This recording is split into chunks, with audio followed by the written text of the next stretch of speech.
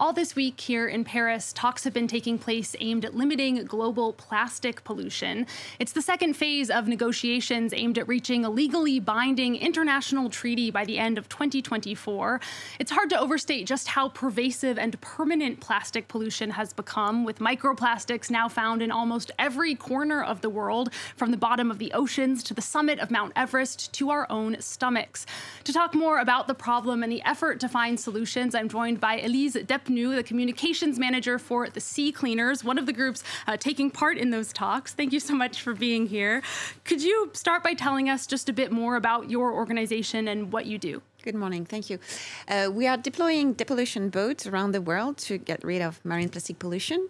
So our first depollution boat is called the Mobula 8, and it's in operation in Bali at the moment. We have a partnership with the Ministry of Maritime Affairs and Investment of Indonesia, so that's why we are here. And we are, so you can see it now. Well, it was when it was put in the water in Paimpol, so it's not not in Bali here. It's able to pick up to 2.4 tons of plastic per day and 600 liters of liquid. So we protect the environment, cleaning up the ocean along the coastal areas, in rivers, mangroves, and this is what we are doing at the moment in Indonesia. And we are building 2 more boats that will be deployed in 2 other countries in 2024.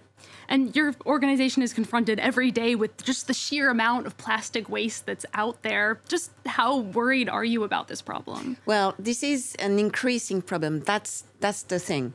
So we are talking about this global plastic treaty at the moment at UNESCO, and it has to be legally binding, really.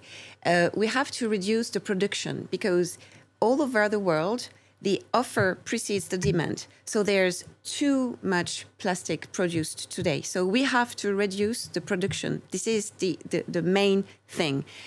460 millions of tons of plastics are produced every year, and 80% will end up as waste. So this is massive, and plastics, as you said, is everywhere. So it is affecting our health, our ecosystem, the environment, everything. So we have to reduce the production.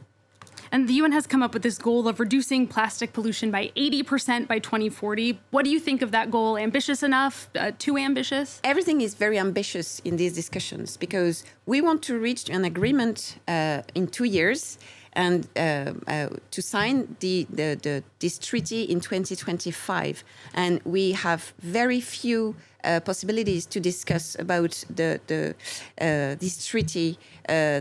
It's the second session of discussion now in Paris. We'll have 3 more, but it's really few to talk about this.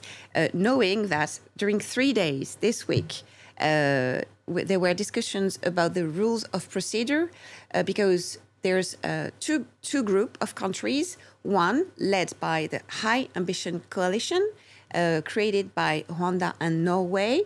The EU is a member.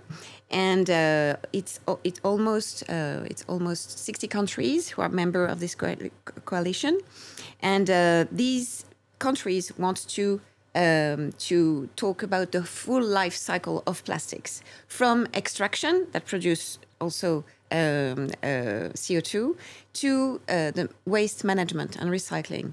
And there's another group of countries led by Saudi Arabia, Russia, China, and other smaller countries that are really they don't have an interest to reduce production, and they don't want to because they produce plastic, they produce oil, so they don't want. We are not on the same vibe.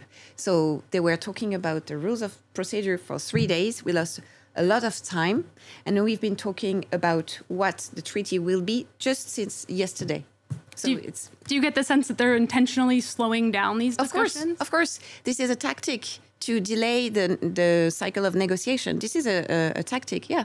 And with the lobbies behind, the plastics and petrochemicals lobby behind it. Yeah, because those things are related.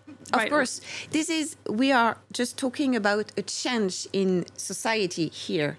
we have to change our ways of behaving, because plastics is overwhelming everywhere, and we are we are here in Europe. We have the possibilities to recycle and to recycle plastics, even if it's not the best way to take care of plastics. But small communities around the world, indigenous people are affected a lot by this plastic waste.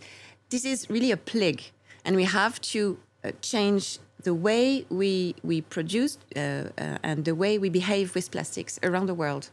Yeah, I was surprised to learn that less than 10% of plastic is recycled globally. So recycling, it doesn't seem like it's going to solve the problem here. No, but we are in transition. So everybody is trying to find a solution, you know, even if it's not the solution, it's part of the solution. But if you recycle a plastic which has some dangerous chemicals in it, of course, you will inhale plastics. We already inhale plastics. We eat the equivalent of one credit card per week. So so the recycling is not the only solution, but everyone is looking in this sector is looking for solutions. So the main thing is to reduce the production. It's really to work upstream. And what about multinational companies like CocaCola or the fishing industry? Are they signaling any willingness to try and reduce plastic use? Well, they say they do, but we have to pay attention. This is not greenwashing, obviously, because some companies can sign agreements with some big plastic producers. But we have to pay attention that it's not just, to say, oh, we do something. They have to reduce the production. And we have to use lots of, when you, in France, you used to have a thing called la consigne. And when you had your bottle in verre, how do you say? In glass. In glass, sorry. Glass bottle. Sorry. The glass bottle, you brought it back to your grocery. And we should put this back everywhere. So it should be put back everywhere.